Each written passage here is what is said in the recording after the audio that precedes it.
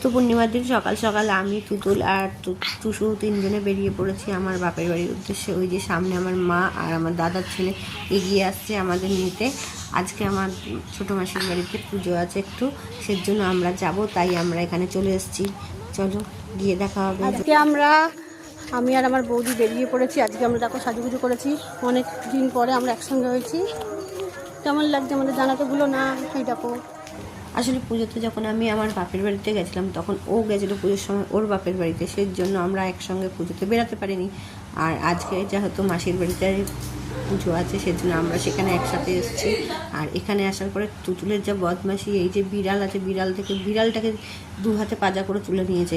এই ভয়ে আর এত চুরচুর করছিল, সেই ভয়ে আমরা তাড়াতাড়ি করে আমরা পালিয়ে এসেছি। দেখেছো, এখনও ভিডিও রেকর্ড করছে, এখনও ম্যাও ম্যাও করে যাচ্ছে। যাই হোক, ওর জন্য ওকে নিয়ে আমরা পালিয়ে এসেছি এই যে। আর বাড়ি যাচ্ছে গিয়ে। ভিডিওটা যদি ভালো লাগে প্লিজ লাইক শেয়ার কমেন্ট করে দিও। দেখা হবে আবার একটা নতুন ভিডিওতে। টাটা।